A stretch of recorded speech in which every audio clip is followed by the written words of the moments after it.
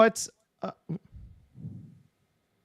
What's up, everybody? Welcome back to the Squared Circle Action Figure Podcast YouTube channel, the live stream, uncensored.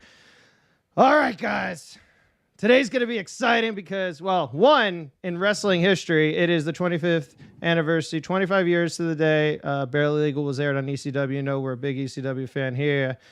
Huge ECW fan, so that's awesome. But most importantly, what's poppin' today? We have our guest, Seth Bayer, here from What's Poppin' YouTube channel. Before we get to Seth real quick, I just want to remind everybody, guys, you can find us here, YouTube channel. Subscribe, edit, blah, blah, blah, blah.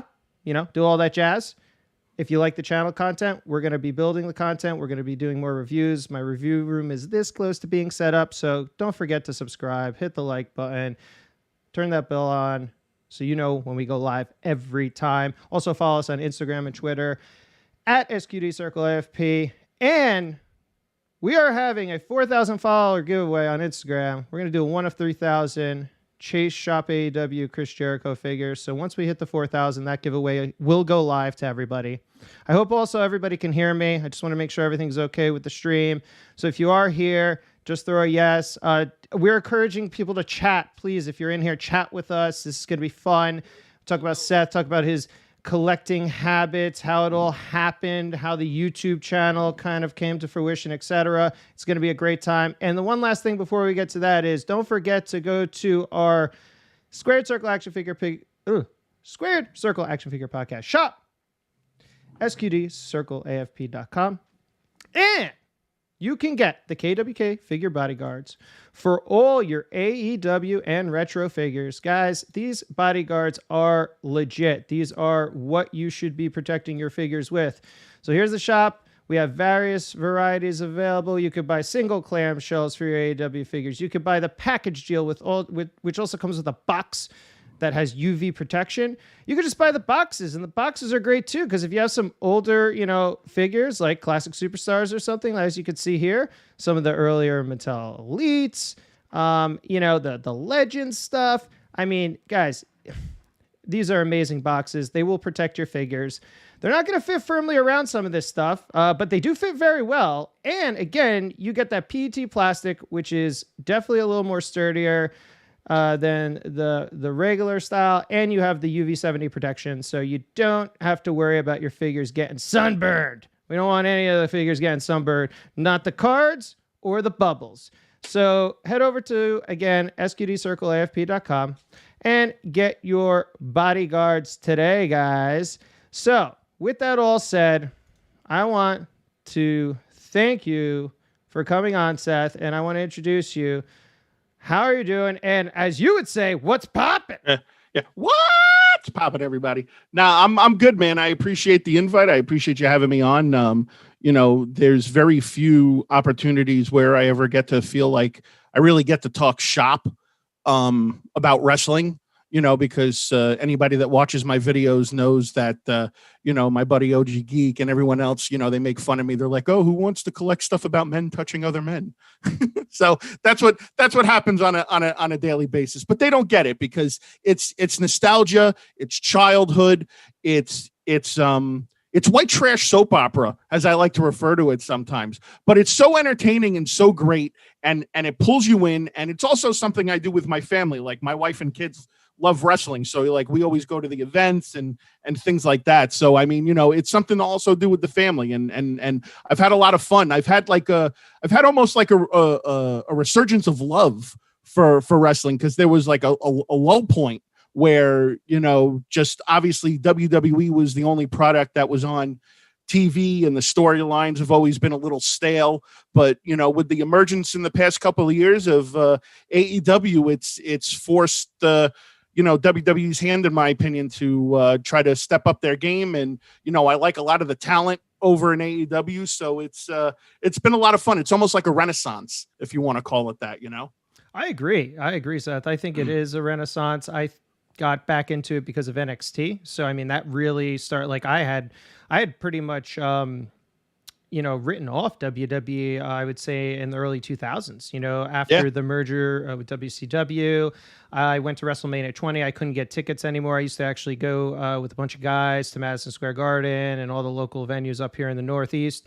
And we would stand out, wait until tickets were released around the Titantron areas and stuff like that, because that's what they used to do on a lot of the venues. And when I couldn't get my WrestleMania 20 tickets, it was literally on my birthday, and I was like, F you, WWE. And then the product just went downhill, and I was not a fan of Ruthless Aggression or John Cena or anything like that, so I stopped watching it until about 2013-ish, I would say 14-ish or something. Yeah, I agree. I agree with that statement. For me, it was really CM Punk that pulled me in. I've always been a huge Punk guy. If you notice, my logo is with the arms crossed, that's homage to him. Whenever I share my Instagram story on about my videos, I always use Cult of Personality, that he kept me engaged, and listen, they tried to make John Cena the next Hulk Hogan, and they just kind of, force fed him to everybody. And, eventually it got stale. If they really wanted to keep John Cena fresh in my mind, they should have done the heel turn, which they never did. And I think you could have had, a whole new thing of like the NWO-esque, storyline where, Cena turns and then he gets a stable, and, you could have done that whole thing. But, the writers over at WWE just don't know what they're doing. It's horrible. I agree with that. I think it's not. I think they're writing for a different audience, and they don't understand the historical. Just the lineage of where wrestling comes from, where professional wrestling comes from, and they're just writers, right? I mean, that's their job. They'll write material that is kind of geared towards the modern day demographic, and try to pull those people in, and they want new people, and and that's okay. But for us long timers or old timers at this point, almost, we want to kind of harken back to the past. We want to have a little nostalgia put in there. We want the Attitude Era back. That's what we really want. Yeah, and AEW does provide that, like you said. I mean, that's what I really got me excited. I started going to events again, starting with AEW. I loved going to Dynamite over here in Newark, and then I went to a couple of Rampages, and you could see me with my cowboy hat on at all the events pretty much now. That's going to be local. I'm going freaking insane. I got Lance Archer's blood on me, all this stuff, we went because I'm down in the Fort Lauderdale area. Yep. So we went to Dynamite and Rampage when they were down here in Miami, and nice. That was I mean, listen, it was a small venue, but it was still a great show. I mean, the crowd really gets into it. That's the main thing. When Punk's music hit, everybody went batshit crazy. I mean, I went batshit crazy. I was screaming like a 14-year-old little girl. That was just me. But then, and then we got we got the Bryan Danielson, and I got to stop doing that. I keep calling him Bryan. Oh, I do the same thing. It'll never end. We got, we got John Moxley. Cody came out. I mean, it was a great show in comparison to the, the WWE shows I've been to in the past. I also had the opportunity to go to, I didn't go to Revolution, but I went to the Fan Fest. Oh, shit. I didn't even see you there. Oh, you flew down and you were here for that? Yeah, that was my birthday present to myself. Oh, no shit, man. I didn't do a lot. So, like, my girlfriend, the tie-dye gal, she comes with me and stuff to the events. Yeah. So I got a buddy that has been a long high school friend of mine, Kevin, down in Orlando area. He's about an hour outside the city.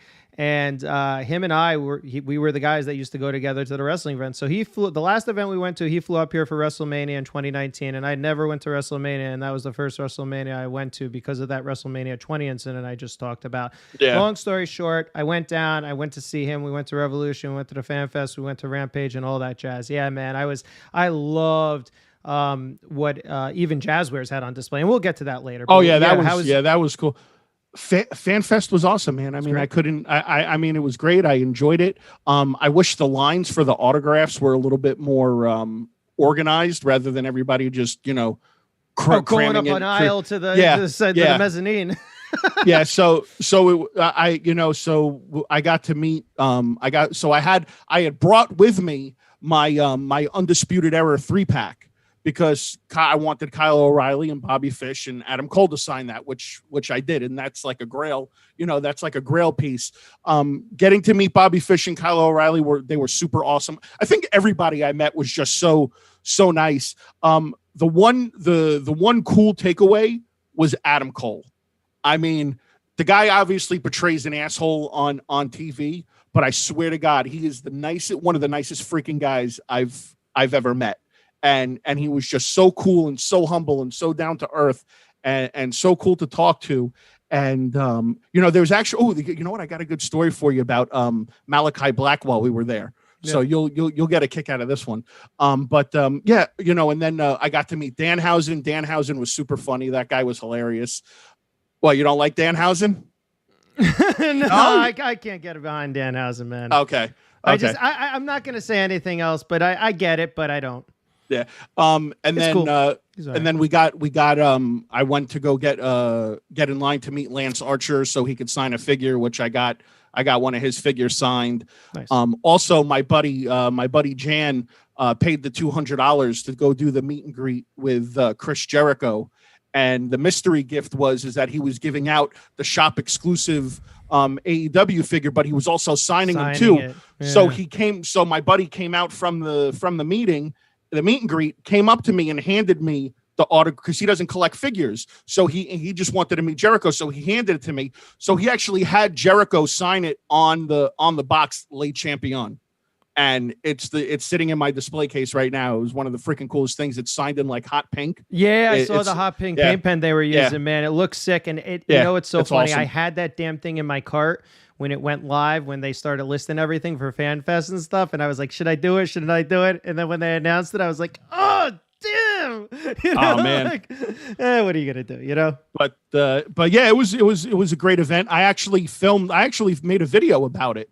I made a video. Check out your video. Yeah, I made a video and I posted about it. And actually, the cool thing is that my older son is a huge fan of Sammy Guevara.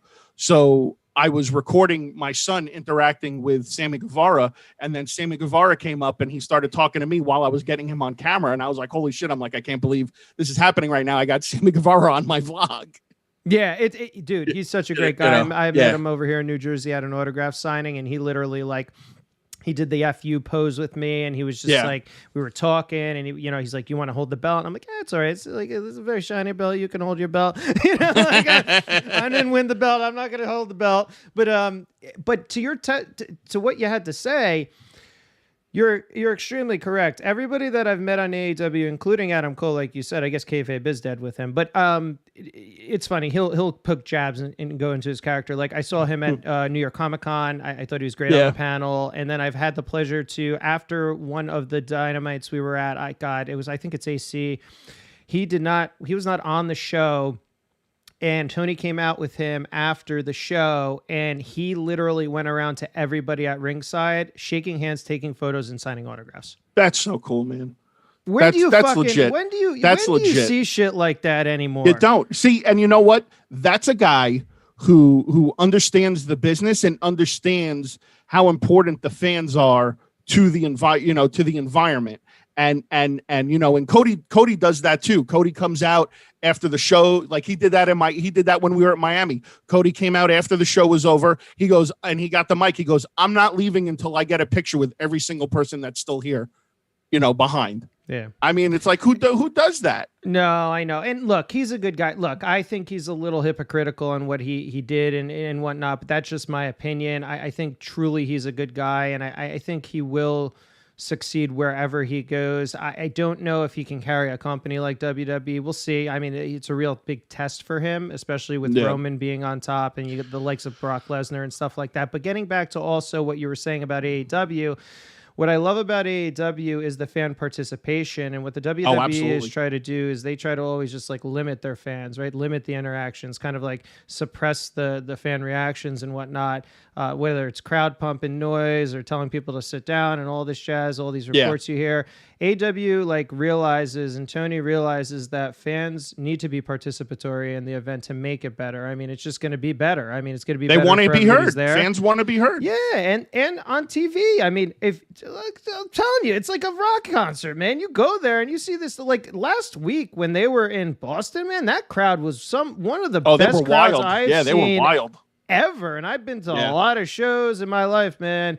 Like they were awesome. So I got to give it up to the Boston peeps out there. But I mean, now when you were out of wrestling, you've been collecting forever, right? I'm assuming, I've been on and off, like an on and off again collector for quite some time. Like back in my early 20s, I was heavy into collecting WWE figures. That's when Jax was still putting, cranking them out. So I had a whole wall in my bedroom just filled with Jax stuff, and anything I could get my hands on. I would go to events. I would go to signings. I mean, I drove 4 hours over to the West Coast to Tampa to meet Hulk Hogan, at a Walmart when he was doing a book signing when Hollywood, he wrote the book Hollywood Hulk Hogan came out. Yep. And that was one of the greatest days in my life because I'll always be a diehard Hogan guy. That was my guy. And and I, of course, everybody goes and they give their spiel and they tell their story about everything. And, I was like, listen, man, I was like, you have no idea what this means to me to meet you. I remember, I told him the story, like when he was, when I was a kid and earthquake put him in the hospital. I wrote him a letter. The twitches. I love that. He's so good, man. I wrote him a letter. I remember this. I wrote him a letter in crayon. And a couple of weeks later, back in the mail, I got an autographed 8x10 back, which was like the coolest. That's sick. Which was like the coolest thing. And I told him, he's like, yeah, brother. He's like, my hand still hurt from, signing all those 8x10s. I'm like, obviously now as an adult, I know you really weren't hurt. You were just taking some time off. But I wanted to let you know that, you're like you're my favorite wrestler of all time. I'm like, I have all your stuff and everything like that. And the funny thing was he was signing everybody's book, Hollywood Hulk Hogan. So he asked me what my name was. He signed my book. He handed it to me. My friend was with me, and I walked away. And my friend's like, "Oh," he goes, "Look what he signed. Look in your book." So I opened up my book, and he wrote in there. He goes, "To Seth, my number one fan, Hulkster." That's awesome. And I was like, dude." I was like, nothing could ever top that. And then I had a couple of run-ins here and there with other wrestlers, like when The Rock was still living down here. I went to a Best Buy and I happened to just run into him. Stood there, talked to me for 20 minutes. Yep. He's as genuine. He's one of the most genuine guys. And I remember, I think it was Armageddon, 2002. They were down here for a pay-per-view. Mm-hmm. And I think Kurt Angle was fighting the Big Show for the belt. And Brock Lesnar ran in and F5 the Big Show to help Kurt Angle win. So after that pay-per-view was over, we went across the street to the hotel where all the wrestlers were staying at. So we pulled in the parking lot. I got to meet Brock Lesnar. I got to meet Kurt. I got pictures with me and Brock, me and Kurt. We got to meet Taz. Me and my wife got to meet Jeff Hardy. Ric Flair walked through the lobby, but that dude just looked like he didn't want to be bothered by it. I can imagine the good old Rick Slick. He did well. He was also he was still covered in the fake blood. Yeah, but walking through the lobby, that man just looked like he was on a mission. Just didn't want to be bothered by anybody. That's funny. Get to the bar. Get to the bar. Yeah, exactly. Met Kevin Nash a couple of times. Got to meet.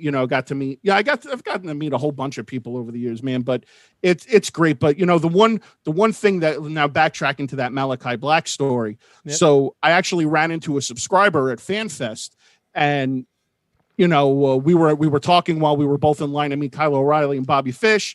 We said our goodbyes, and then later I was standing in the line to meet Adam Cole. He comes walking by me. He goes, "You want to hear something messed up?" I'm like, "What's that?"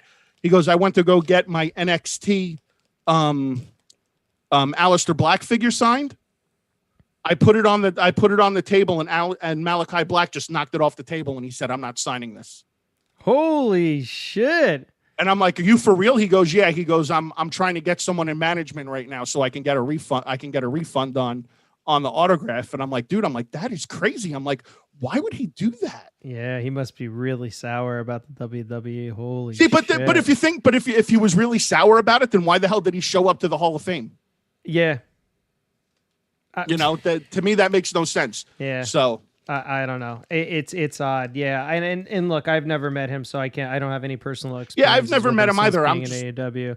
Yeah. But that's really weird. And maybe it was just a goofball thing or something. Who knows? I don't know. But that sucks for him, and hopefully he has a better experience moving forward.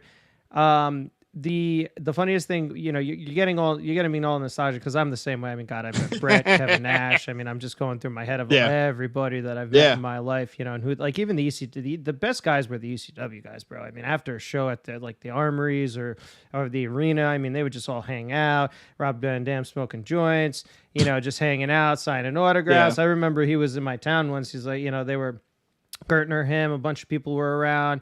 And they were like all ready to party, and I'm like 15 years old, and 16 years old, and I'm not like trying to give away. I'm like, like we kind of party in Woodbridge, so I can't really give you any recommendations in Edison or for the Envoy, but there's some really good, those kind of bars if you want to go to them. Absolutely, I'm 35, but it was funny. Now, and most look. You have to be thankful that as a fan, you got to be respectful, but you got to be thankful that these guys put it all out there. And that's the one thing I love about wrestling too. When, you said your friends are just like, oh, why do you watch this? Why do you watch this? Yeah. It's because I think the people that are performing it and doing it for the most part are as extremely passionate as the fans. You know what I'm saying? Oh, absolutely. Absolutely. And it's in their blood, and it's whether, God, most of these guys collect action figures now.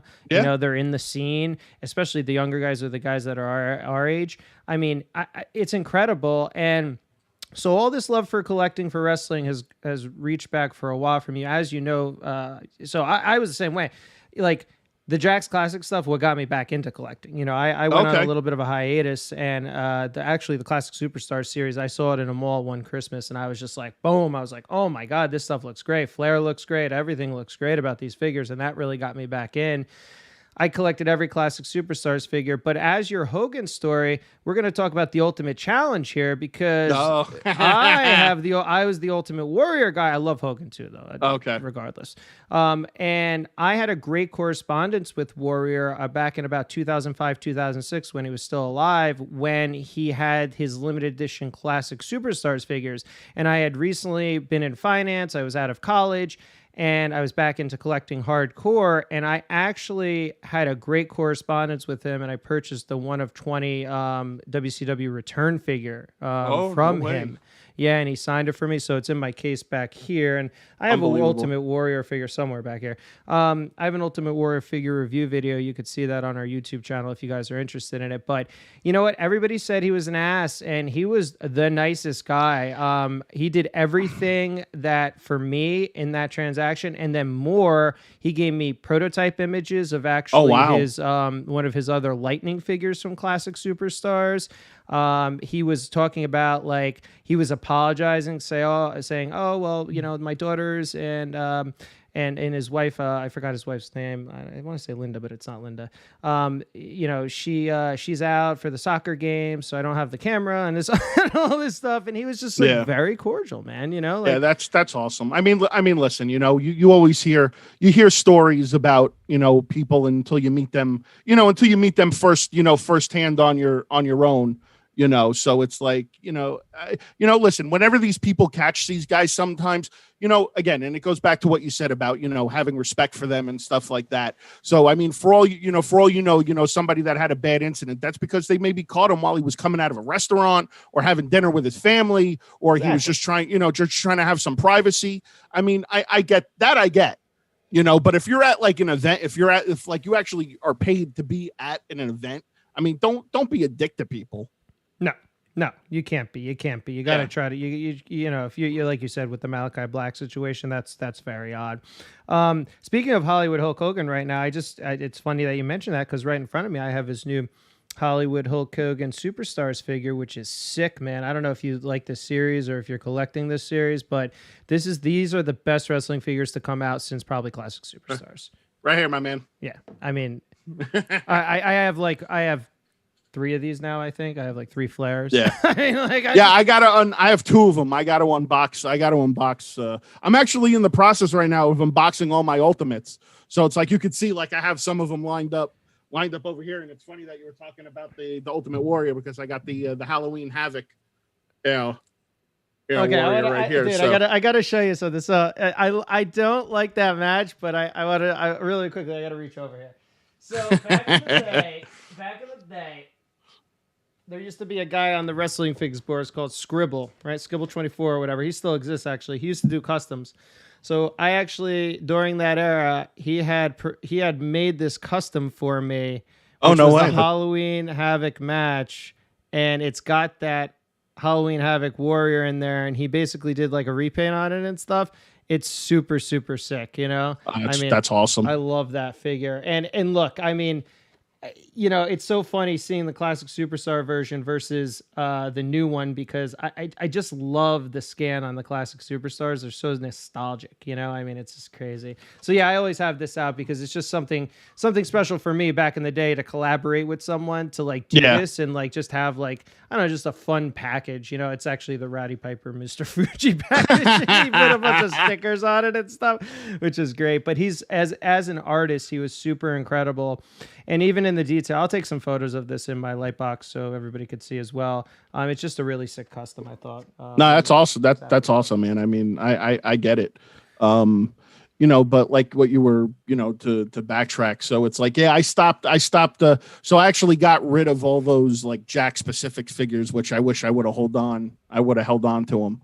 Yeah. But, you know, I wound up getting rid of them. I had to be an adult for a little bit. Yep. You know, and then. I did too. Yeah.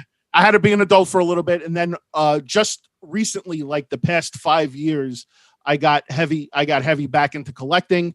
It actually started with my wife buying me a WWE Hulk Hogan Funko Pop.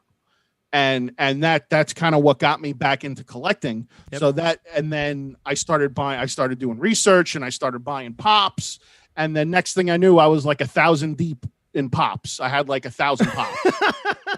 You know, pops was my thing. So then my buddy George, who I share the channel with, he actually started the channel as a means of just reviewing statues.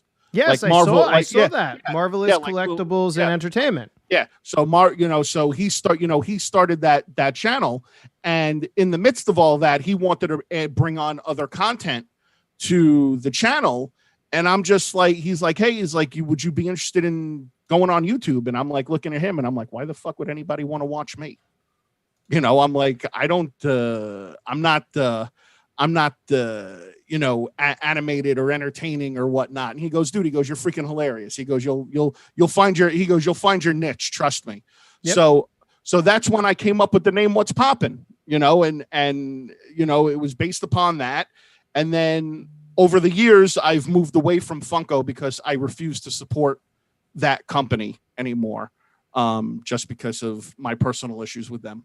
So I refused to support them. I wound up selling off all my pops, and then I was like, all right. I was like, what's a way to reinvest it into collecting? So I started buying Marvel Legends, and I started buying other action figures because I like the Marvel. I'm a huge Captain America guy. Yep. So. You know, so I started getting into the action figures and all that other stuff and buying statues. And then I found my way into Hot Toys.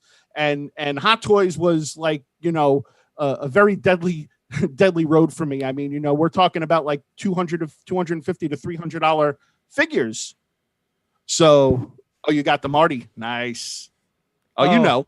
Oh, come on! You haven't seen the other side of my room. Yeah. So yeah. So all right. So you know what I'm talking about then, guys. So just I mean, it's going to be tough to see it, but I mean, I'll just throw the camera over here in the light. But this is my other side of my room, guys. Oh, mother of pearl! Would you look at that? Yeah. Nice. You can see it. All right. Anyway. So all right. So you're in the same boat with me then. I'm insane.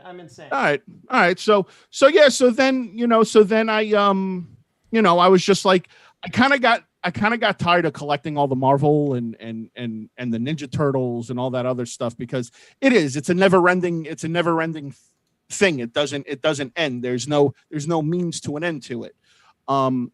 And besides, there isn't, and I think there's also, and I want to get your take on this a little later. Sorry for interrupting. No, you're good. It's the false perception of scarcity as well. I think it's just incredible how people think that these things aren't attainable.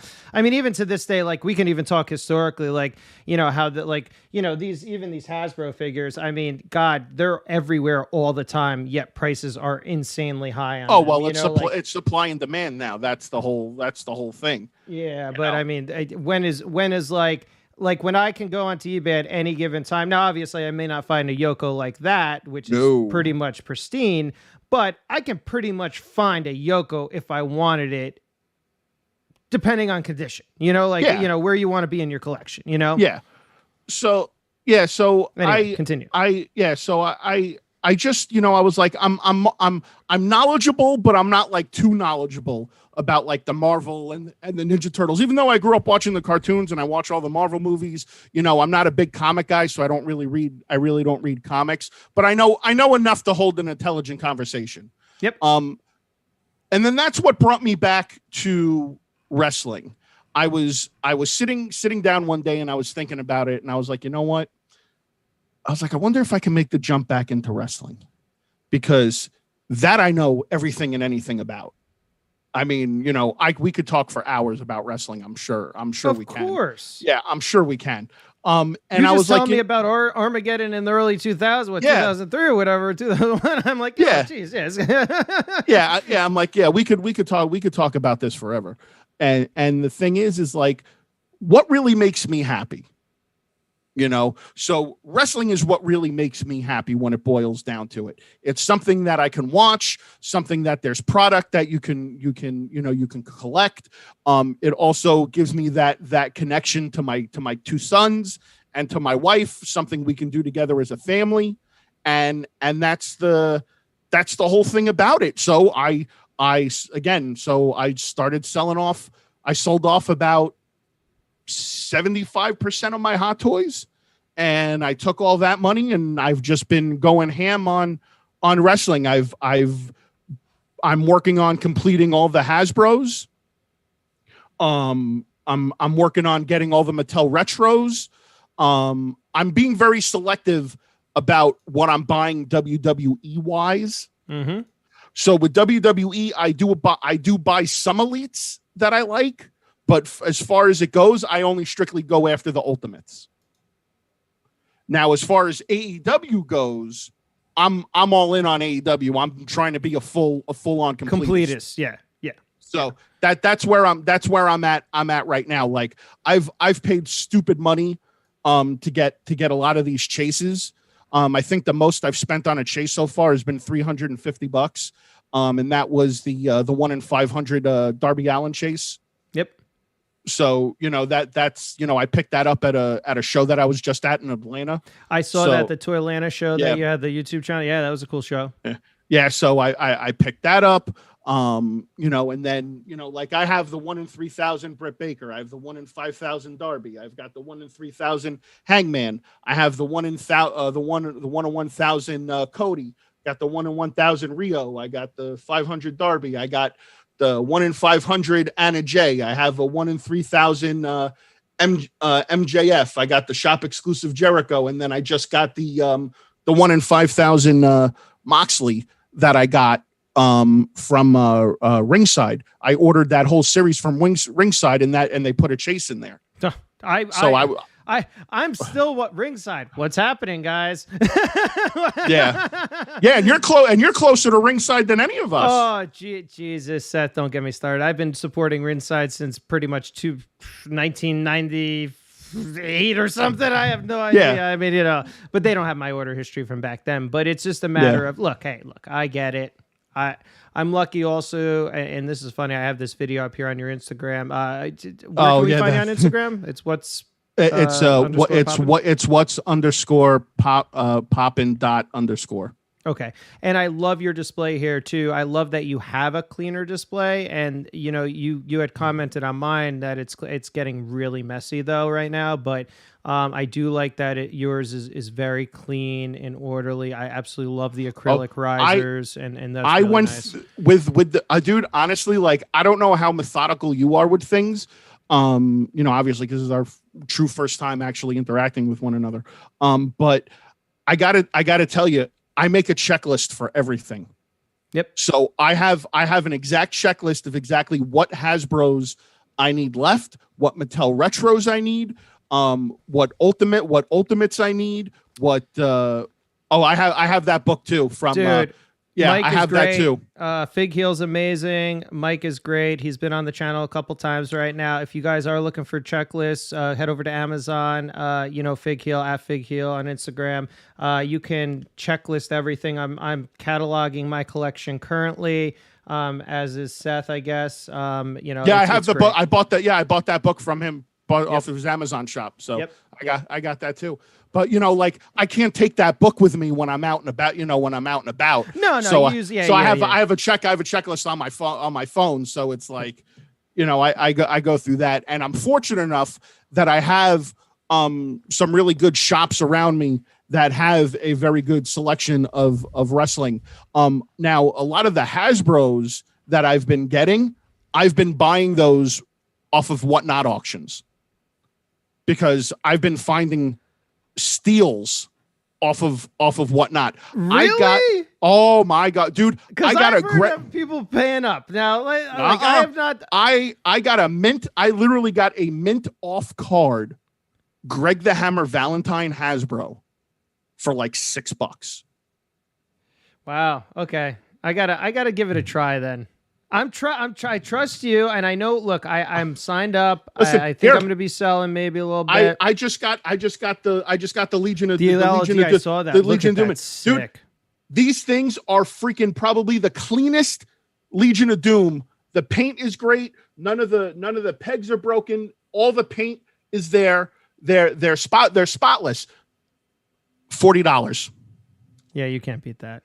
$40. Because I've heard other stories. I've heard that people are like bidding up, depending on the channel and all this stuff. But I guess that goes everywhere, right? I mean, you can find that on eBay. You can find great deals or terrible deals. I mean, listen, dude. When it comes to that stuff, it's like I check in periodically. I take a look. If there's something, if I see that there's going to be a show that's going on that has something I need, I'll watch it. I'll see if I can sneak in and, get a deal on something. And usually most of the time I wind up getting pretty decent deals. So, that's, that was from AEW Fan Fest. They had an upper deck booth there where you can make cards. Oh, so, I know. Yeah. So me and my buddy, we created I also have a wrestling podcast that we do that's on Spotify.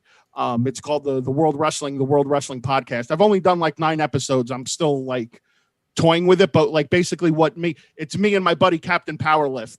And he refers to himself on the podcast as the world's strongest podcaster, and I refer to myself as the rated R podcast star. So that's awesome. So it's it's gimmicky shit, of so course. Hey, I'm Will the Thrill.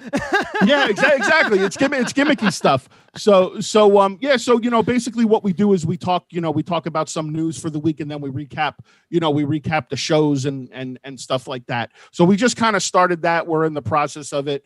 But he's Captain Powerlift and I'm What's Poppin'. So we came up with a tag team and we wrote on the card Poppin' Power. So yeah, that's awesome. I had the pleasure to go to the upper deck booth too. I got my card. It was funny. Like people were saying, well, I see you at every AEW show, so you should get a card. Yeah, and you can actually see the picture right there. You scroll back there. There's the picture with me meeting Dan. Danhausen, the little fucker. Danhausen right there. And it was funny because my wife, because my wife took the picture. So Danhausen's like, "Oh, who do you want to curse?" I'm like, "Oh, let's curse my wife." Like, I'm gonna curse you, Danhausen. No, yeah. Danhausen, I'd never met Danhausen. I respect him though. He's so freaking over right now. If you actually just passed it, if you scroll back, there's a picture of me and Zion Quinn, right there. Yeah, go back. No, where is down, it? down, right there. Nope. Oh, right there, right over to your right. What the hell am I doing? Nope. Oh, right there. This. Yeah, no. There's a picture with Zion Quinn. We were at a con. Who is this? He's in NXT. Oh shit! Isn't he like somebody's boyfriend? I don't believe so. I don't know. He wrestles in NXT. One of the nicest guys. I don't watch 2.0 anymore. So okay. I don't know. One of the nicest guys you ever meet. And me and my buddy got to talk to him for like 20 minutes while we were there. And the cool thing is that he's actually following me on Instagram, which is awesome. I think that's kind of cool. And we shoot each other messages every so often. But yeah, he's super nice guy. It was cool to meet him. Yeah, dude. I actually, what is it? I just went to a con in Fort Lauderdale with my kids, and we got to meet the Good Brothers, which we've already met them. There's me, Kevin Nash. Well, I went to what is it? I went to the the Major Figure podcast. I went to Live 11. Yes. I have not gone to a live yet because I've been to Super Gabby's twice. I had corresponded with Super Gabby once, and then is this legit, this storage? I mean, it is. I have videos. I made videos about. I saw the video. Yeah, I saw the video. Your vlog. He is super legit. He on camera. Obviously, he's a little quirky, but when you're off camera and you're just talking with him, he's the nicest. He's one of the nicest guys. Yeah, my buddy Kev down in Orlando, he's like, next time you come, we're going to Super Gabby's. Yeah, you got to go, man. Yeah, it's good. Yeah, that's where I got the Undisputed Era 3-pack was from him. So, that's but beautiful. Yeah, that storage unit is something to behold in person. So, you want to come to my basement? I have the same damn thing, pretty much. And then of course, everybody likes that picture right there from Impact. I was staring at I got caught on TV staring at Peyton's ass. Oh, little pain job there. Yeah. Yeah. I was like, hey. So you did. So I did see a review on the statue. Yeah. I'm not a statue guy. I was thinking about getting like the Warrior stuff. I know PCS does a bunch of them. They have, I believe, Flair and stuff. Yeah, they've got Flair. On these things, man. So everyone is a little different in my opinion. The Stone Cold statue was spot on. The only critique I had about it is that the gold necklace should not be on there because he never wore the gold necklace when he was in his ring attire. Yes. Okay. Gotcha. So that was the only critique I had about it. Other than that, I thought it was spot on. The Macho Man looks horrible. It doesn't look anything like the Macho Man. Yep. Ric Flair, I don't like the portrait on Ric Flair. Yeah. The Undertaker looks really good. They have two Undertakers. They've got the Survivor Series when they introduced him, where he's in the black and gray, and then they have another one which is SummerSlam '94 where he's in the purple. Yep. Yeah. Okay. So that was those are really cool. The Hulk Hogan one is horrible too. The portrait on Hulk Hogan is horrible. There's not enough definition on the arms and the legs for Hogan. Yeah. So I mean, the Stone Cold one is really cool. I'm trying to get my hands on the Rock eventually, and I like the Rock one because it comes with two torsos. You can have the Rock from the Attitude Era, or you can have the Rock current with the bald head and the Samoan tattoo. Yeah, that's awesome. That's pretty cool. Okay, that's awesome. I've never gone into that realm. And my Christy, the tie dye was asking, she's like, do you do statues? Like, do you want this stuff? And I'm like, I mean, it would really have to be something extremely special. I'm surprised WWE hasn't licensed out 6-scale to somebody. I mean, geez, they did a few Storm, yes, with the Storm code. Collectible had the two Hogans. Yeah. I actually just ordered off of Toys Wonderland. There's a custom. Well, I guess you wouldn't say custom. It's more of like a third party 6-scale figure of Brock Lesnar. and it's a really cool looking piece. So everybody talks. Does Justin's collection use Toys Wonderland? That's where he gets all his stuff from. Because I usually just use Sideshow just by habit and my points. So I have so much points and pre-orders with them now. I've gotten some stuff from Toys Wonderland. Like I've gotten the So Toys Gambit, and then I also got the Brock Lesnar on order from there. If you want to pull that up, I think it's called the Beast. I think. Well, that's probably they're probably not using his name. Yeah, they're not using his name. I think it's like the Beast Incarnate or something like that. I don't remember what it's. Let's see. It's the big. If you just search Beast, I'm sure it'll come up or something. Yeah, I'm trying to search. I really want to check this out. I want to see how this third party thing is. They probably can't even use WWE, right? Here, you know what? Let me see if.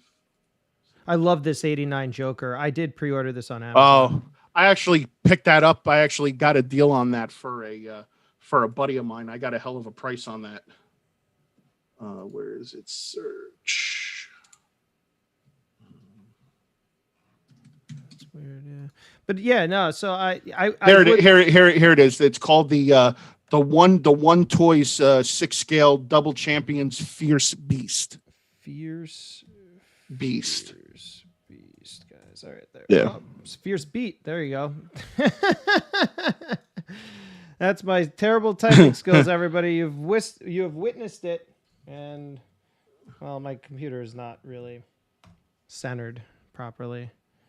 Oh yeah. Yeah, there it is, right there. Yeah. There we go. Cool. So it's cool though because it comes with the unit. It comes with the red belt or the UFC belt, and you can dress him up in his gear, or you can have him in a suit. Yeah, this is cool. It doesn't. It doesn't look bad. I like the tattoo. I like the fact that the tattoos all match up. You know, he's got the shorts on that he's worn.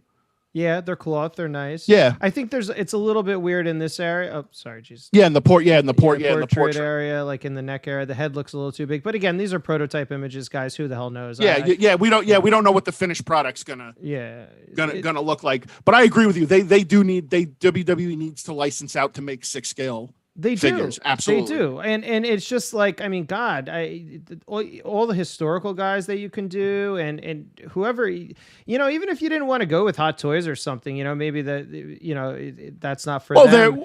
There's Hot Toys. 3-0. Yeah, 3-0 puts out a freaking phenomenal product.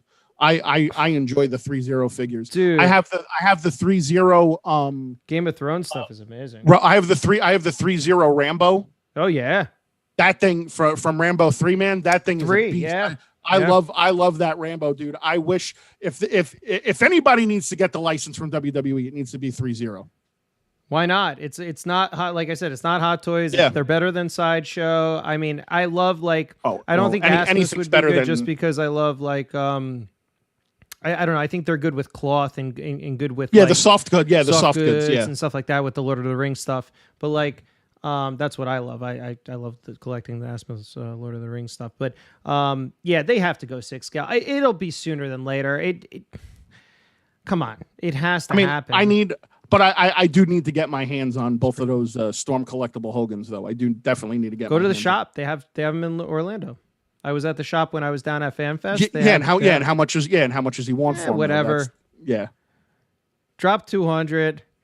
Oh, I mean, if it's two, listen. If it's between 2 and 250, I'm okay with that. Anything over that for Storm Collectibles 6 scale, that's kind of like my tip of my threshold. I mean, listen.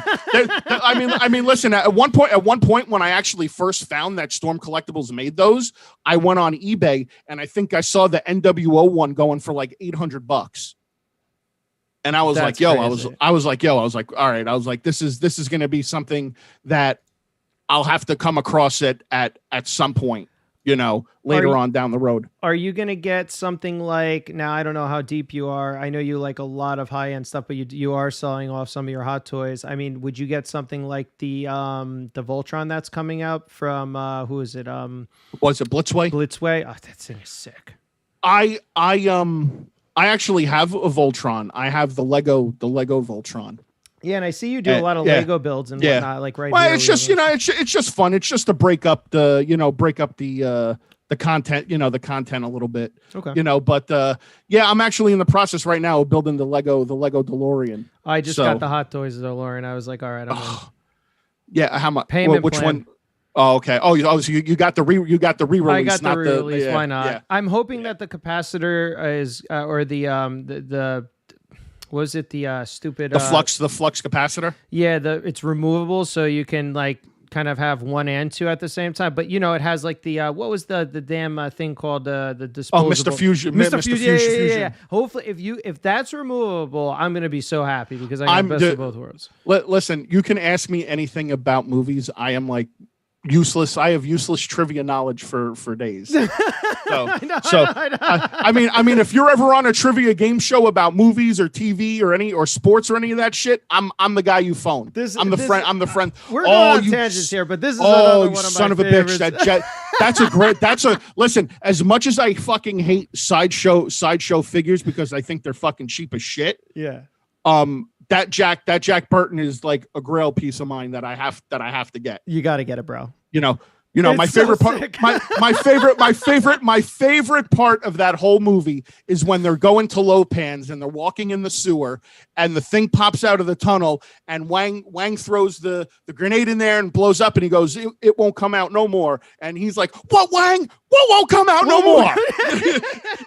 I love that, dude. I love that. Oh man, so we were talking about look, 6 scale WWE. It's a no brainer, guys. You guys got to do it. They have to. Getting back to actually wrestling figures that are produced now. I mean, again, what you're loving the AEW stuff from Jazz. Oh, anything. I'm getting anything I could get my hands on AEW. That's what I'm doing. And like I said, as far as the the Mattel stuff goes, I'm very specific in that aspect about I'll only grab characters of the elites that I like, but the ones that I get that I buy for sure, 100% sure, no matter who they put out, are the Ultimate Edition figures because I love the Ultimate Edition figures. Oh, is that the new ringside exclusive one? Did you pre-order this or no? No, I did not. And there's a reason why. It's just because like I said, I'm very selective about what I purchase. Now, if that Undertaker was an elite and it came on a bike, then we might be having a whole nother conversation right now. I know. I do like, so there's this, I love engineering to a certain extent. I think that toys are sometimes over engineered, especially. And then obviously like articulation, everybody's an articulation hound now. I get it. There's a small segment of the population that loves to pose these things and wants to put them in rings and all this jazz. I mean, they're just sitting on my shelf though. So I don't get it from that respect too. But this new, like flexible material is pretty cool and unique. The only problem that I found about it, it's got that kind of like sticky plastic stuff where lint. So it leaves like a residue. It leaves like a residue on it. Yeah, it's like so if you like even put it on like my shirt, it'll just like and it feels like it won't. Like it just feels like it's gonna like not wipe off or something, and I could be completely wrong about it. I don't know.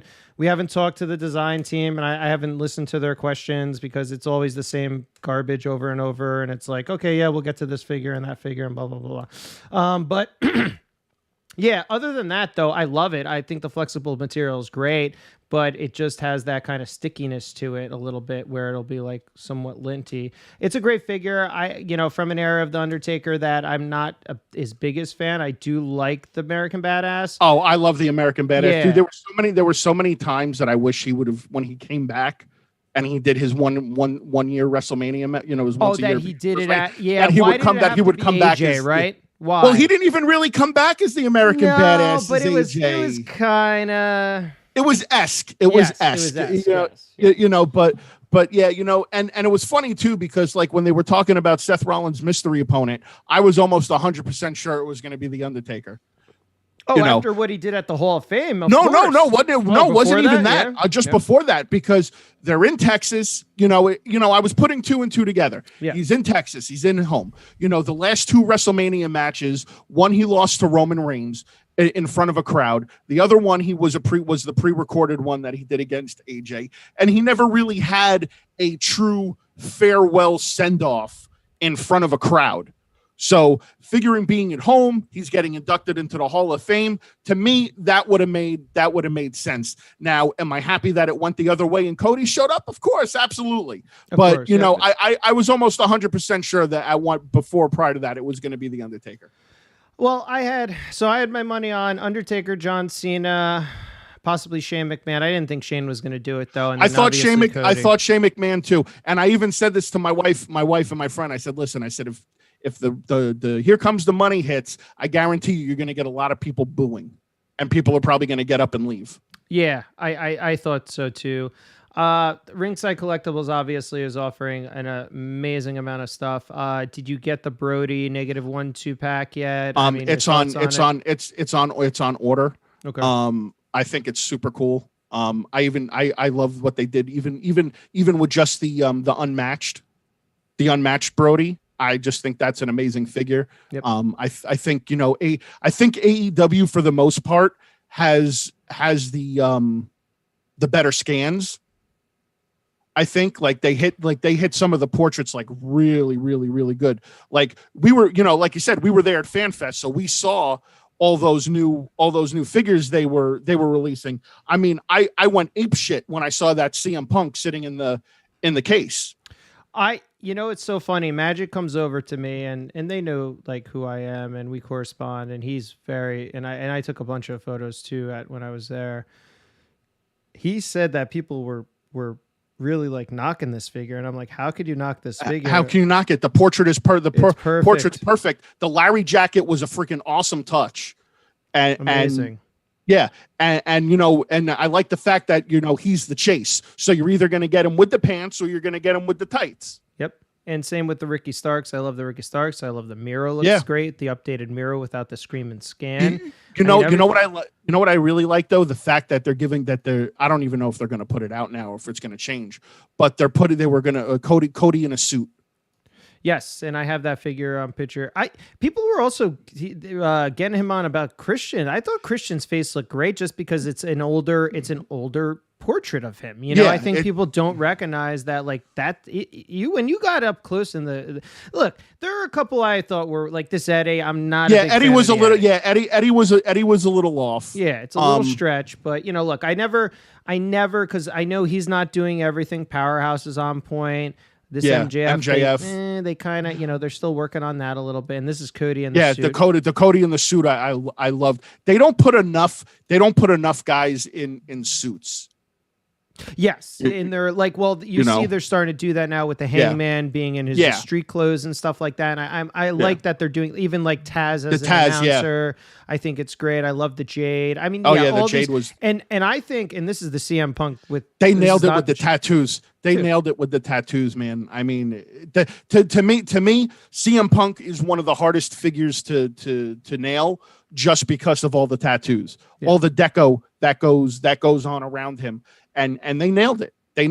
I agree. And I think that they're doing an incredible job, especially right out the gate. They're giving you variety, a lot of options. I had the pleasure of actually having Jeremy Padower on the podcast. I did a wrestling figure podcast. Oh, wow. Yeah, and check out the interview because he talks about everything from just the toy industry to collectibles, to Jazzwares AEW. So it's a really, really great interview. You guys should check that out too. Whoever's watching on the channel, we're on Podbean. We did really formal, really great podcast episodes. But yeah, I mean, so, and this is, you, I don't know if you saw this photo, but this is my first, nice. First series. And then I have all the Jerichos here because you were asking me about the 500, but you know, I wanted to just be a clean first release shelf. I don't have my Brandy out there. Whatever. You couldn't get her, and I didn't open her, and I didn't buy two because I never wanted to. Let me tell you something. When the very first series of AEW started releasing, let me tell you, man, I must have gone to like 20 to 30 different Walmarts just to, you know. Now to understand my thought process, because I know you've been like, dude, you could have just ordered them off of Ringside, you know. No, I did the same thing. Yeah. So so with me, you know, so I'm getting a little bit wiser at my old age now, you know. So back in the day when I first started doing YouTube, even up until, as of recent, I was all about the hunt, the thrill of the hunt, finding it on video, finding it in person, seeing it in the stores. That was my thing. Yep. Now, as I've gotten older and I've gotten wiser, I know that, there are some figures in some of the lines that people are just going to go apeshit for. So now I've taken just the complexity out of it, and I've just ordered stuff from Ringside, and when it comes in, it comes in, because I don't want to, it's not that I don't want to find it on camera. I just don't want to have to run around like a madman trying to, fight with people in the stores to get this stuff.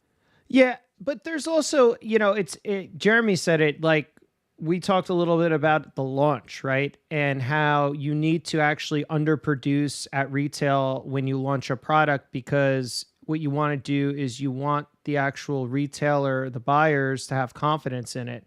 So you're always going to also want to undersell. And again, go to the podcast interview. I think he provides some great advice here. And I think it's also, he didn't realize the sophistication in the systems that are in place. So like, we are all using either BrickSeek apps. Oh yeah, BrickSeek, Pop Finder, everything. The Walmart app, the Target app, all these things. And I think he was privy to it to a certain extent, but I also think he wasn't. And it caught him off guard, and I think it caught his team off guard a little bit, because they didn't do the proper research in it. And he was like, he just couldn't believe how sophisticated it was, and how sophisticated the quote unquote black market or secondary market for these things are. And you have people that aren't even collectors, finding out DPCI numbers, finding out SKUs, and just like arriving when you're there, like me as a collector, and I would have to share boxes with these kids. There would be like 14, 15-year-old kids doing this stuff, and I would be there. And I was lucky enough to, look, like you said, I had my Ringside pre-orders. So like if I wanted doubles or something, I could pick out really clean cards, because I'm a, hashtag mid on card for life guy here. We have the NWO shirts available at the Pro Wrestling Tee store. I'll have to check that. That out. They're not the best shirts, but that was earlier on in the podcast, Metro. But anyway, I digress. And I think it's just, there are sophisticated systems in place, and look, it's fun. The hunt is always fun. You saw my hunt videos. I don't really do formal hunt videos like you. I do more of laissez-faire. Just impromptu. Yeah. I'm out. Yeah, I need some content. I'll just do it. And I did find the Batista today, which I was surprised I have here. This is actually a really cool looking figure. I mean, yeah, this is not a bad figure. The only thing that I don't like about it is, and I've always been a huge proponent of the packaging. I don't like this Ultimate style packaging. I just don't like that the figure is placed on the side. I would rather have a center placement and stuff around it, like to complement. So I've seen pictures of it. I don't like that third portrait with his eyes squinting. It's very weird. Yeah. And then I wish they would have done a better job on the contracts, to where you would have where it would have been a little bit more legible. Yeah. And you could see some stuff. Yeah. I mean, dude, like we're getting old. I need my bifocals on for this shit. you could see some stuff. You could see some stuff, but you can't see everything. Yeah. Yeah, I agree with that. And you know what also, and this is AEW and WWE, Mattel and Jazzwares, their face printing is off. Like my face on my second one here is completely off, like to the side kind of, and then the other one is like on point. But this one, the original one, which I like, is actually on point in this one and not on point in that one. And it's just, but it's a really, really great looking figure. And I'm not a big Batista guy. I had the pleasure to meet him at Continental Airlines Arena. I think back when he was a rookie, I would say I'd put it at 2000, 2001. And he was a really nice guy. When he was with Devon? It could have been, yeah. I mean, God, I don't even remember back. That's good. I got to look at that, yeah, because Bubba went away. Because Bubba went away, and then Devon was going around as the preacher, and then Batista would walk around with the Bible, following Devon. Devon, yeah, and this was before Royal Rumble, I believe, when Bubba and Devon were reunited, and I was at that Royal Rumble. Totally, yeah, Royal Rumble 2001 or 2, I don't know, but anyway, or 2003, but It's a good figure. I'm a Legends guy too, so I was a huge fan of the original Legends line and the packaging design on that. Oh, yeah. And I have all of them. I mean, I basically have That's everything awesome. on mint on card, and I do have a lot on display back there. And look, eventually I'll probably get rid of it, most of my stuff, just because I'm gonna downsize and go to a mountain in the middle of nowhere in Arizona or something, and just go away. Yeah. But I will still create videos and do probably action figure photography, more of that. And if I move to Arizona, I was always thinking, I'm like, well, at least I'll get figures first, right? Yeah, because Well, you know what? That's not entirely true, because people were freaking out the other day because I found the Thor Love and Thunder wave before it even hit before it even hit. I saw that. Yeah, you copped that from Walmart. That was crazy. I was in a Walmart. I was looking around. The cart was right there, and I saw Marvel Legends, and I was like, "Holy shit!" This is the Thor. This is the Thor Love and Thunder wave. People were just saying, "Hey, the first images are leaking of it," and then I'm like, "Well, they might be leaking, but these shits are in my hand." Yeah. So I bought them. I went home. I did a live stream reviewing them, and I was the first person up with them actually in hand, I believe. That's awesome. So, I know that happens all the time. I know there was G.I. Joe Classifieds leaked up in there's always something that comes out and then it's either pulled back. We get actually, because of the port systems, and that's what it's all about, guys. It's all about logistics and ports. And in my actual job, I know a lot about this because I import. There are, New Jersey, New York ports, they come in. They'll come in before anyone else. Baltimore or whatever, wherever the warehouses are located in Pennsylvania, especially for Hasbro product and stuff like that, or in Walmart and retailers. And sometimes we do get stuff early, I mean, it's just the way it is, the nature of the beast. Yeah. But I love Arizona. They seem to always get new shit all the time. Oh, well, yeah. I mean, I've always been a firm believer that, the West Coast always gets it first. Yeah. And I usually base it off of okay, they've got it now. Give it about 2 to 3 weeks, and it'll make its way over. Well, what do you do? Here. Can you give anybody advice? You do all these toy hunting videos, right? I mean, honestly, the best advice I can give people is social media. Social media. Social media is the key to everything. I mean, you follow certain people that give you the information, whether it's the DCPI or the UPC. Hey, this just hit in this area, and I can usually gauge it, by feel, knowing my area and when the stores get stuff of when I'm going to get something in the area. So the funny thing is with the Batista is that, it was street dated and they lifted the street date yesterday. I didn't even know that. And Cincy, excuse me, Cincy did a live stream yesterday. Yeah. And I saw that he got it. Yeah.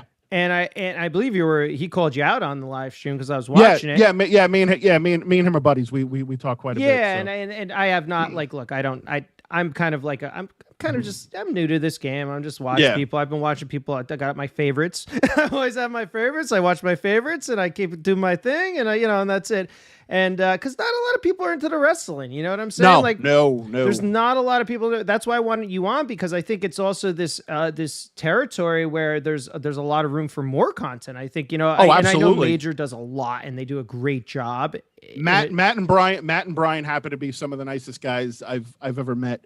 I've actually been working for quite some time. I guess his schedule is kind of out of whack. About getting Matt on the channel to do an interview with him. So, and I message Matt quite frequently and, he'll like, hey man, he's like, my schedule's kind of busy this week, but hit me back up in a couple weeks. He's a champion. He's a full-time wrestler now. That dude is like, the day. He's great. That dude is like Thanos right now, man. He is just racking up all those belts. I mean, look, dude, I was not a big Zack Ryder fan, I would say, not Matt Cardona fan. And I had him on the podcast earlier on in our inception, and we had a great interview with him. And he talked everything from, just everything. Fully Posable to his Major Wrestling Figure podcast to the inception of the Major Pod Network. And I thank him so much for coming on. And I do the same. I'll reach out to him every so often because I'm I don't bug him and stuff. But he, he's going to do. Hopefully he's going to review the wrestling protectors. We'll see, or the bodyguards soon. I got to get them out to him because I just been. Are those yours? Those yeah, are yeah. So their collaboration, with Kayfabe Wrestling Collector. So he and I had formed a partnership where I would do the U.S. distribution on them because I do importing. So I have I have a ton of protectors and they're fantastic, man. All right, we'll have to talk when we're off air because I need some of those AEW ones. Yeah, totally. I know you did. I see you need improvements there, man. And not only that, if you just look at this, the UV protected boxes, and I have everything right in front of me all the time. You talk about Ultimate Warrior, right? We're talking about Ultimate Warrior here. I got, they kind of fit there. So if you wanted to, a little room on the top, but I mean, they're beautiful protective cases if you want them for your Ultimate Editions too, UV protected, and so they're cool, and they fit a ton of other things as well. I gotta get a protective. Elite case for this autographed Zodiac. That I got by Brutus. That's pretty funny. I would ours do not fit the newer style elites. So if you wanted a more form fitting case, I would suggest going elsewhere.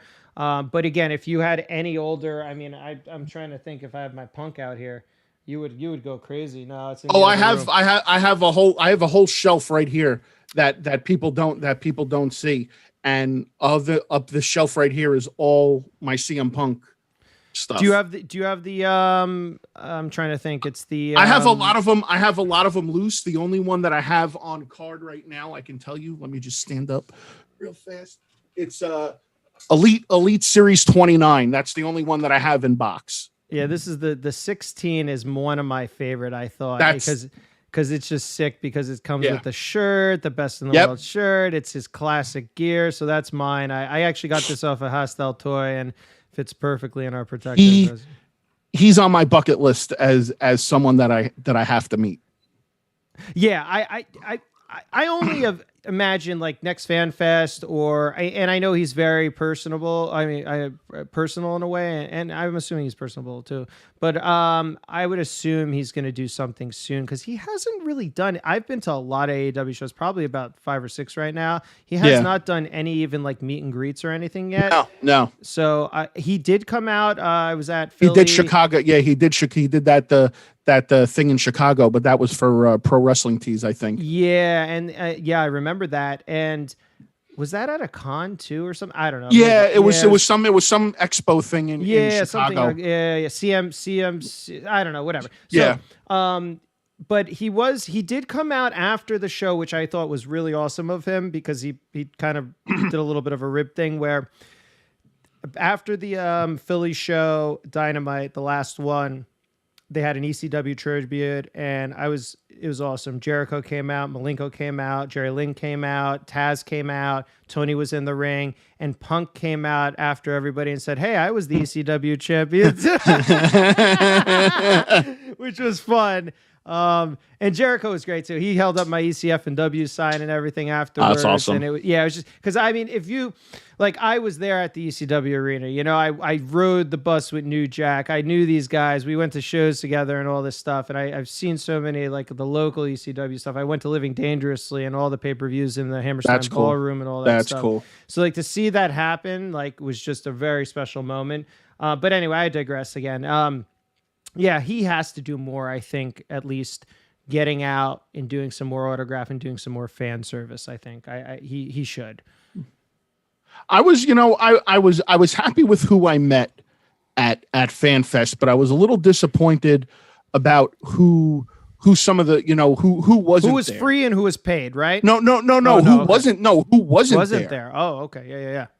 I was hoping that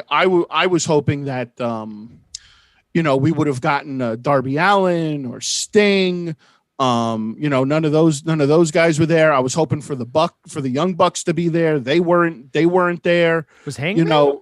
Hangman was there. Hangman was there. Hangman was there. Luchasaurus and Jungle Boy, Sammy Guevara, House of Black, Red Dragon, Danhausen, Tay Conti and Anna Jay. Adam Cole was there. and then they had, Max Caster and Anthony Bowens were the free, part of the freebie ones. Yeah, they're also great guys. So there's a local. I want to meet Max Caster. I got to meet Max Caster. Dude, they're all. Bowens is great too. So they do, or so they're part of Creative Pro Wrestling, which is owned by Pat Buck. Brian. But also WrestlePro is a local promotion in New Jersey that's also owned by Buck. And what they do is, and it's local to me actually. And I've been on a lot of the shows, and the Acclaimed were there, and we had a blast. And I had taken my my niece and my nephew there with my girlfriend. It's her niece and nephew, but same thing. And we had just a great time, and we took great photos, and they're great. And then they were at the Busted Open party. Which if you never had a chance to get, I don't know if you know what Busted Open is. I listened to I listened to that religiously. Dude. Him and great podcast, Bubba, or Tommy Dreamer, and then sometimes Mark Henry's on. No, great podcast. I listen religiously. Their radio show on Sirius is the best. If you want to learn about wrestling, listen to them. And they had a party during Revolution, which was like $20, and they were there too. Powerhouse Hobbs was there. Henry, everybody's hanging out. That's cool. It was just a party. Like go to the party, if the Busted Open party, if they're ever in your area again, man, because it's really fun. But anyway, they're great guys. You cannot not be happy. I thought the Fan Fest was great. Figure wise, I think again. This is the best time for collecting, right? Collectibles it is. in general. It is. I mean, you said turn it to TMNT. I picked up this Ace Duck. I don't know. I thought it was cool. And the Mutagen Man. Yeah, and the Mutagen Man. I mean, I'm a big Super 7 guy when it comes to turtles because it's nostalgia. I mean, it's what I grew up with. I like Playmates. I mean, but this stuff like Ace Duck and Mutagen Man, this is fun from NECA. But yeah, I mean, and then the card collecting is getting out of hand. I mean, God, Prism is everything. I think because of I would like to thank the pandemic because of that, because I feel that people had nothing to do. So one of the things that they started doing was buying cards. They started collecting. Yep. They found things to keep themselves entertained. That's why there was also like such a shortage on like electronics and video game systems and things like that. Now I was fortunate enough to be able to capitalize on the pandemic because I'm in Florida, and Florida never really shut down. No, so, I know. Yeah. I told my friends, so I go up for go down for Revolution, and I'm like, nobody's wearing a mask here. He's like, nobody ever wear a mask. Florida was open. Florida was open for business. Yeah. So where other states were on lockdowns, I was really one of the only guys still going around putting out content about toy hunting and going to all these stores and stuff like that. Yep. So that and that's what helped the channel grow. Yeah. No, I agree. So, what do you guys at subscriber wise? You're at 34,000 subscribers. Wow. I mean, it's been about 5 years. Well, we've been at it for 5 years. I mean, that's great though. It's hard, man, because you hit your highs and you hit your lows. You got to find ways to keep the content fresh and to keep people engaged. I enjoy doing the hunts. I enjoy doing the hunts with my friends because that's where the best stuff comes from. All the hilarity that assumes, all the laughter, all the joking, us fighting over figures. It's fun. And the solo hunts, obviously, they are what they are because, obviously no one can hang out with me that day. But yeah, when I get to my friends, especially when we go to the cons and stuff like that stuff's the best. I enjoy that stuff so much. Like I'm actually getting ready at the end of the month to go to Nashville for ICCC, which is like a Star Wars and Star Trek, like sci-fi convention. That's now, awesome. granted, that's nothing that I collect is going to be there. There's going to be no wrestling there. Trust me. I know there's going to be no wrestling there.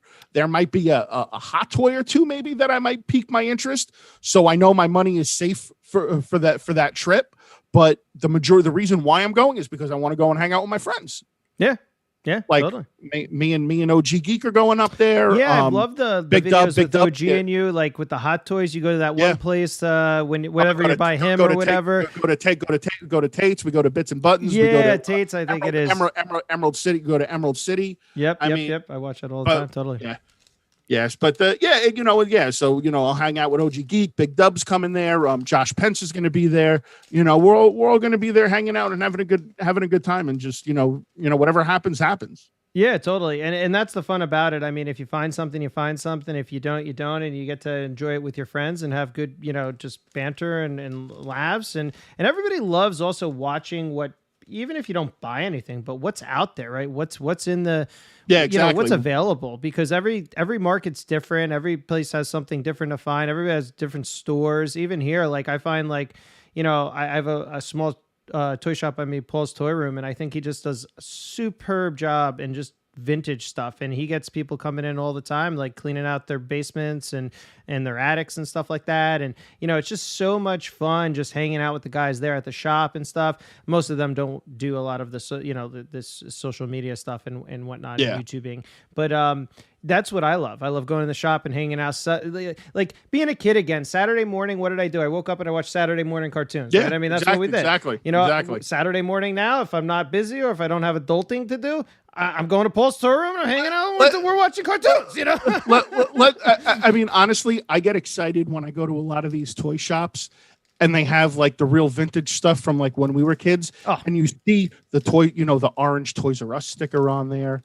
You see the KB toy sticker on there. Yep. That stuff just hits you right in the feels when you see it. It's like what is it? He's got a Bits and Buttons. He's got a Hasbro in the case that's got a sticker on it of a price of like $3.99. I mean, like I'm sitting there and I'm like, hey bro, I'm like, can I get this for $3.99? Yeah, So it's the funniest thing you said about that is I have a Toys R Us sticker of my real Ghostbuster figure Egon here, and it's got the Toys R Us sticker. I don't know what it says on it, but it's right there on the top, and I'm just like, probably says like $4.90. Probably says like $4.99 or some shit like that. Talk about I can't even see, but it's something like that. $4.99. It's crazy to see how far the prices have changed from when we were kids to now as adults. I mean, considering the fact that I remember first started buying Marvel Legends when they were like $19.99. I bought that whole Thor Love and Thunder set the other day. Each one was like $25 a piece. I was like, holy shit. I was like at almost $200 for 6 figures. Come on now. Let's be real. I mean, we're talking hot toys and we're bitching about Thors. Yeah. I mean, like, but no, it is incredible that the inflationary things that are going on in today's society. I mean, it's across everything. It's all products in general. I mean, it's at an all-time high, I think. And I don't know. Does it come down? Maybe. I don't know. Does it keep going up? I hope wages go up. I mean, that's what I'm hoping. If the prices are going up, let's go with the wages. I mean, you got to make more money to spend more money, guys, and that's the key to it all. But yeah, I mean, it's crazy, like you said. I mean, hey, I hope with wrestling figures, it doesn't completely die out, because I'll be in I got so many of them, and I don't want them all to be worthless, obviously. But there has to be a time there is a changing of the guard. Like, is really anybody going to care about Ultimate Warrior? I don't know. Like, when in 20 years. What do you think about that? I mean, have you ever thought about that, or you don't care about it? Like, it's like, are they going to want John Cena, or are they going to want Ultimate Warrior? Who's this Yokozuna guy? Like, I'm gonna want Ultimate Warrior. I don't want John Cena. just saying. I mean, listen, I got nothing wrong with John Cena. I think he was, I think he, honestly, like, I'm just not a fan of the PG era. Yep. But I understood the assignment. I understood what they were trying to do with him, that they were trying to make him the Hulk Hogan of this generation. And I totally get that. There's always one generational guy, that's got to carry the company. And he did. He carried for long. But eventually over time the gimmick got old and it got worn out, and people didn't want it anymore. And they're still keeping with the PG, the PG era of stuff, and I really don't like that. I'm not a fan of the PG stuff. I'm okay if it's like PG-13. Would you just open that up and pull a? What is that? It's an Austin Theory Finest autograph. Oh, nice. Yeah, I know. I'm just fucking ripping. There you go. I don't know, but yes. Well, did you see that too? He's not even Austin Theory anymore. They just cut the Austin out. Now he's just Theory. Holy shit! They did it to him too. They did it to him too with the. Listen, I'm so upset that I watched Monday Night Raw the other night and I saw that they called up finally Tommaso Ciampa. I saw that too. I went to sleep afterwards. Dude, that's another so here's my thought on this real fast. Tommaso Ciampa has, in my opinion, has the capability to be the next Triple H. Holy shit. I feel he has the capability of being the next Triple H. I just don't feel like he's gonna get the push that he deserves. I agree with you. I think he has a lot of qualities of Triple H. I think he's too small. He's not going to get the push. Another guy that I love, and I just pulled this off of the same box. Oh no! This is the same box. So you get 2 autographs per box off the Top Finest hobby boxes. I just pulled the 50 Cesaro here, which does. I can't wait for him to show up in AEW. He's going to, and he's going to be freaking amazing. I hope he gets his just dues. He's another guy. Dude. They had lightning in a bottle with him, with the whole Cesaro section, the Cesaro swing. They had lightning in a bottle and they fucked it up. We can go ad nauseum about it. And hey, if you never need a guest on your podcast, or if you ever want to do some more, absolutely. I'm here. Let's do it. I'm gonna have you. I do a show on the channel too called the Collector Shot. Yeah. Which is kind of something similar to this in a roundabout way, where I interview people. I'll definitely reach out to you and have you on. Wonderful. Wonderful. I enjoyed this conversation a lot. Dude, we could go on for hours. AEW Dynamite starting, guys. It's a stack card tonight. We got a championship title, tag team championship match. Yeah, we got Samoa Joe gets Minoru Suzuki for the Ring of Honor World TV title. Punk's fighting Penta. Dude, this is a stack card. I heard Tony earlier today. He said they're going to go over on time. It doesn't matter. The network knows. He's pumped up about tonight. We all got to get to Dynamite. I want to thank also again, Seth, where can we find you? Where are your channels at? Tell everybody where you're at. YouTube, obviously you can find me on MCE. Will has it up right there. Yep. You can also find me on Instagram. I have a Facebook, but I really don't dabble so much on Facebook that much. I'm more active on Instagram. So you guys can follow me on the YouTube channel. You can follow me on Instagram, and I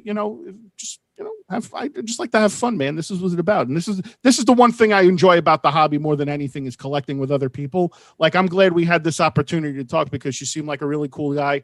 And we can go, like I said, we can go on for days talking about wrestling, dude. So it's like, forget about it. Anytime you want to have me back on, dude, just fucking hit me up. Let's do it. Yeah, that's awesome. And thank you also for coming on, guys and gals. Thanks so much for joining us on the YouTube channel here at the Square Circle Action Figure Podcast. Don't forget to hit that subscribe button, and hit the bell for all the notifications. Don't forget to also follow us on Instagram and Twitter at SQDCircleAFP. And don't forget, we have bodyguards, protectors for your AEW and retro style figures. Go to the Squared Circle Action Figure Podcast shop, sqdcircleafp.com. Thank you for joining tonight, and I hope everybody has a happy Wednesday Dynamite. Thanks, Seth, and we'll be back again for another edition of What's Poppin', right? Yeah. On the Squared Circle Action Figure Podcast. All right, guys, end stream. Boom. Awesome, dude. Thank you.